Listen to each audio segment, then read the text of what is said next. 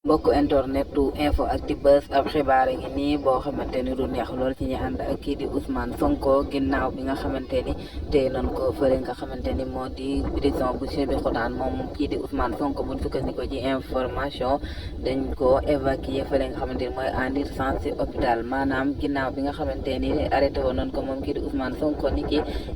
aljuma bële nga xamante ni moom lañ génn ba loolee waral ñu dal di koy yóbbu fële ca prison bu Sébikotane moom kii di Ousmane Sonko naxarlu anam yi nga xamante ni si dañuy doxale ak moom lii di état bu Sénégal waral na moom Ousmane Sonko mu dal di lancé benn grève de la faim boo xamante ni noonee la ji woowe woon sax mboolem prisonnier politique yi nga xamante ni ñoo nekk fii ci Sénégal ñu fekk si ko ci grève de la faim boobee waaye woowit li nga xamante ni ñoo di askanu Sénégal ñu résister injustice bi nga xamante ni jàpp na ni Macky Sall ak nguuram ñoom ñoo ko teg moom Ousmane Sonko kenn ku ne xam ne ni boobu ba léegi daal lu ëpp semaine mu dal di jël dogal bañ a lekk bañ a naan maanaam grève xiifal mu ñu koy wax grève de la faim ba loolee waral na coono yi nga xamante ni jànkonte na ak moom waral jural na ko ay jafe-jafe ci wàllu wér-gi-yaramam ban évacué nga fële ca hôpital moom Ousmane Sonko nag ci fàttali pompom bi nga xamante ni doon na ko utiliser ngir gën a man di noyyi moom jotoon nañ ay xibaar jamono joojee ñu ni ñii di nekk ci tribunal bi dañoo jëloon dogal ni kat moom du yor boobu mais day am beneen buñ ko jox waaye loolee nekk na xibaar boo xamante ne amaguñ ci yaqin lu nu leer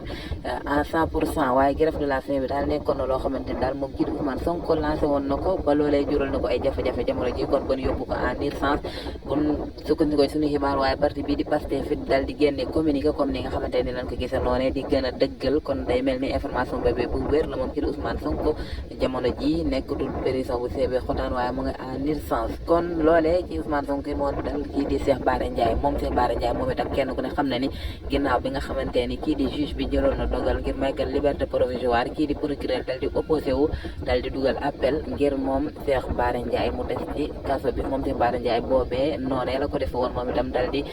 jël dogal moom itam bañ a lekk bañ a naan grève de la faim kon buñ sukkandikoo ci xibaar it moom Cheikh Bara Ndiaye jamono ji nekkul sax urgence waaye mu ngi en réanimation maanaam sauvetage fa la nekk jamono ji ngir ay coonoy jafe-jafe wér-gu-yaram boo xamante ni jur na ko mu nekk lu nemmeeku jamono ji ci prisonniers yi sénégalais yi ginnaaw bi nga xamante ni kii di Ousmane Sonko la woote na ko ñu bëri ci prisonniers yi nga xamante ni ñoo ngi ci kaso bi jamono ji ñoom itam doon ko fekki si woon ci loole maanaam grève xiifal bokk na ci kii di Pape Alé Niang moom itam ginnaaw bi nga xamante ni tëye nañ ko ak yeneen prisonniers yu bëri jërë ngeen jëf info actu buzz